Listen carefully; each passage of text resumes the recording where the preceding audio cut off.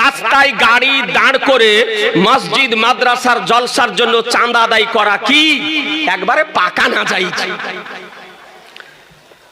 জালসা মসজিদ মাদ্রাসা কবরস্থান ঈদগাহর উন্নতি কল্পে জালসার জন্য রাস্তা বন্ধ করে চাঁদা করা, গাড়ি দাঁড় করিয়ে চাঁদা করা যাবে না, যাবে না, যাবে না, এটা না যায়। কেন? কোন একটা মানুষ দ্রুত কোনো কাজে যেতেছে, আপনি বাধা দিয়ে দিলেন, ওতে অঘটন ঘটার সম্ভাবনা থাকতে পারে।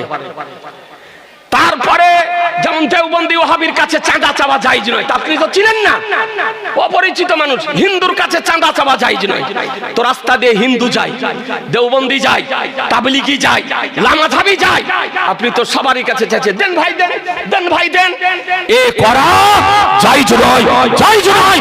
সুতরাং যারা রাস্তায় জালসা মসজিদ মাদ্রাসা কবরস্থান ঈদগাহর উন্নতি কল্পের জালসার জন্য রাস্তায় গাড়ি দাঁড় করিয়ে চাঁদা করেন, তারা অবিলম্বে বন্ধ করুন। এ চাঁদা করা যাবে না, যাবে না, যাবে না। রাস্তাতে জাতালের নাকি গো ছাগলের লাদি, রে বাবা, রে বাবা, রাস্তাতে ছাগলের লাদি বা লকড়ি বা অন্য কোনো জিনিস শুকানোর জন্য মেলা চলবে না, না, না, না, না। রাস্তায় আবর্জনা যদি, আল্লাহর নবী বলেছেন রাস্তায় আবর্জনা যদি থাকে তো তাকে সরিয়ে দাও, নেকি পাবা। কথা বুঝতে পারছেন? আল্লাহর নবী বলেছেন রাস্তায় যদি কষ্টদায়ক জিনিস থাকে তো তাকে সরিয়ে দাও, নেকি হবে। আর আপনার জমিতে দেওয়ার জন্য লাদিকে উঠিয়ে রাস্তাতে মেলেছে, বুঝছেন না? ওতে কষ্ট হবে না, যাতায়াতের কষ্ট হবে না। তিল মেরেছেন, রাস্তাতে তিল বিছিয়ে দিলেন, এটাও নিষেধ, এতে আপনার গুনাহ হবে, নাজায়েজ হবে। সুতরাং রাস্তাতে লকড়ি মেলতে পাবেন না, তিল মেলতে পাবেন না, আবর্জনা মেলতে পাবেন না, লাদি আপনার মেলতে পাবেন না। আপনারা সচেতন হবেন। আল্লাহর নবী বলেছেন রাস্তাতে একটা খড়কুটা যদি কষ্টদায়ক জিনিস পড়ে থাকে তো তাকে সরিয়ে দাও, এতে নেকি হবে। সুতরাং রাস্তায় এই আপনার এসব জিনিস মেলা আপনার চলবে না। মহিলাদের বাচ্চা হওয়ার পূর্বে আত্মীয় বন্ধু বান্ধবদেরকে নিমন্ত্রণ করে বাড়িতে খাওয়ানো, গ্রামের ভাষায় যাকে সাদ খাওয়ানো বলে, ইহা কি জায়েজ? তার মানে যাকে বলে সাদ খাওয়ানো, বাচ্চা হওয়ার পূর্বে 1 মাস 1.5 মাস বা 20 দিন আগে নতুন শাড়ি দেওয়া হয়, আত্মীয় স্বজনকে ডাকা, যে আসে সে একখানা করে শাড়ি নিয়ে আসে, একখানা করে শাড়ি নিয়ে আসে। এটা হচ্ছে মানুষের তৈরি করা নিয়ম, এটা ফতোয়া নয়, এটা শরীয়তের ফতোয়া নাই। সুবহানাল্লাহ, একটু জোরে দেন একবার। আজকে টাটকা হয়ে এসেছে, আপনাদের ধৈর্য মোতাবেক আলোচনা হবে। নারায়ে তাকবীর, আল্লাহু আকবার। ও বাবা, জীবনী শুনবেন না? জীবনী শুনবেন না? জি শুনবো। তো নারা দেন না গো, নারায়ে তাকবীর, আল্লাহু আকবার, নারায়ে রিসালাত, ইয়া রাসূলুল্লাহ, আলা হযরত, জিন্দাবাদ। তরুণ তেজস্বী জনপ্রিয় জীবনী গায়ক বক্তা হযরত মাওলানা সাহিরুল ইসলাম কাদেরী, জিন্দাবাদ। সুবহানাল্লাহ। আপনারা যতক্ষণ শুনবেন ততক্ষণ আজ শোনাবে, ঘুমালে হবে না। হ্যাঁ, একবারে চলবে ইনশাআল্লাহ। আর 5 মিনিট দাঁড়াও। আচ্ছা, তাহলে কথা বুঝে নিলেন, এটা তৈরি করা যায়। সুতরাং এটা কোনো শরীয়তের নিয়ম নয়। আপনি এই সাদ খাওয়ার প্রচলনটাকে উঠিয়ে দিয়ে বরং বাচ্চা যখন হবে তখন আপনি একটু দোয়া খায়ের করেন, বা বাচ্চা হওয়ার পূর্বে একটা আলেমের দিনকে ডেকে একটু দোয়া খায়ের করেন। দোয়া খায়ের করানো যায় যে আল্লাহ আমার মেয়ে যেন সুস্থ থাকে, আল্লাহ যেন তার সুস্থভাবে বাচ্চা যেন প্রসবিত হয়।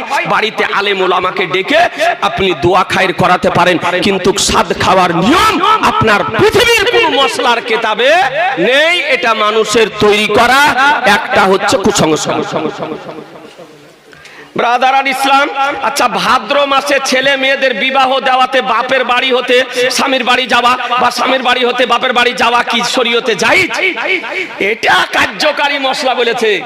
তার মানে মনে করে জি মেয়ে যদি বাপের বাড়িতে থাকে তো ভাদ্র মাসে আর স্বামীর বাড়ি যেতে পাবে না, আর স্বামীর বাড়িতে যদি ভাদ্র মাসে থাকে তো আর বাপের বাড়ি যেতে পাবে না।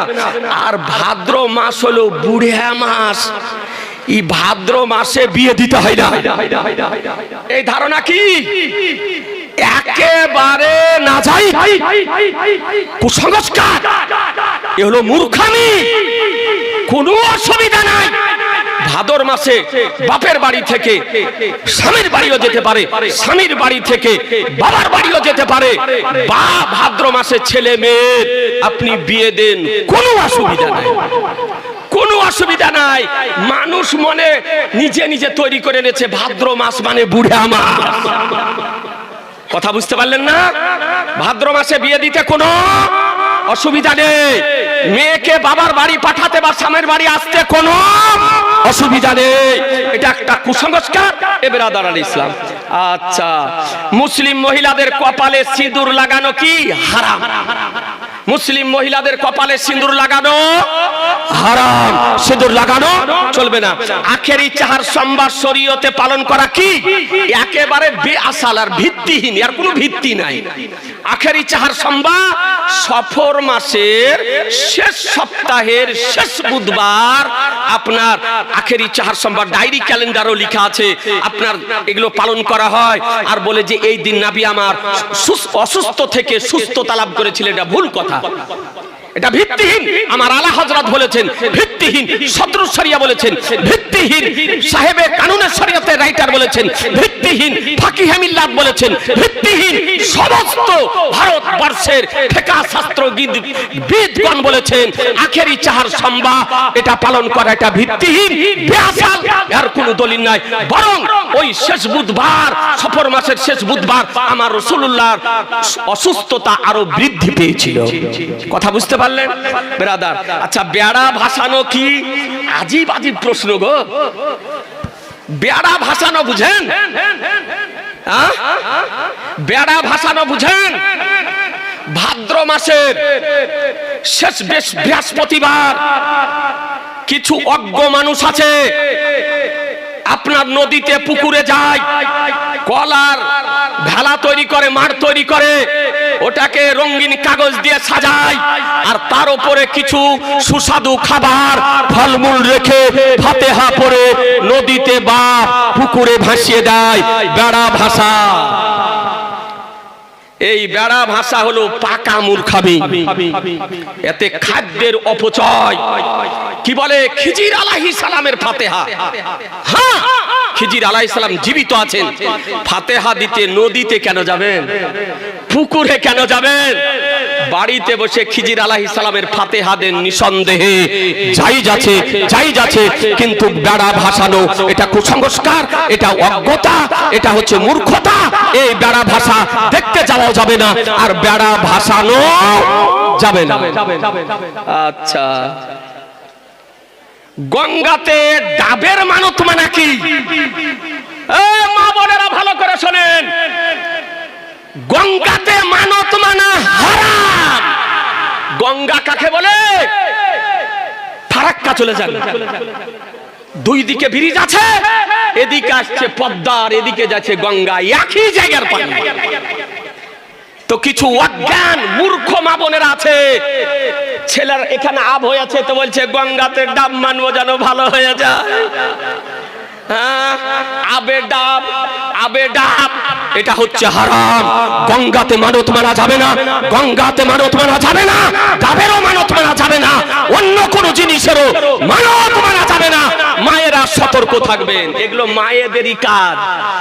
দেখেন আজকে ফোন করে চলে বদল মাটির দিকে, কোন মেয়ে ছেলে গঙ্গাতে মানত মানতে জায়গায় ডুবে মারা গেছে, পাওয়াই যাচ্ছে না। সাবধান, যাবে ওই রকম হবে অবস্থা। খবরদার গঙ্গাতে যাবেন না, ডাবলিয়া যাবেন না। মানত যদি মানতে হয় আল্লাহর ওলির মাজারে মানেন, হ্যাঁ আল্লাহর ওলির মাজারে মানেন। আপনাদের নসিপুরে আল্লাহর ওলির মাজার শরীফ আছে, এখানেই মানেন না কি বলছেন? হ্যাঁ, তার ওসিলা দিয়ে দোয়া করেন। গঙ্গাতে যাবেন না, ডাবের মানত মানবেন না, অন্য কিছুর মানত মানবেন না, গঙ্গাতে মানত মানা যাবে না। আচ্ছা, আইপিএল খেলা কি জুয়ার অন্তর্ভুক্ত? আরে বাবা, পাকা জুয়ার অন্তর্ভুক্ত, পাকা জুয়া। আইপিএল খেলা কি জুয়ার? জুয়া মানে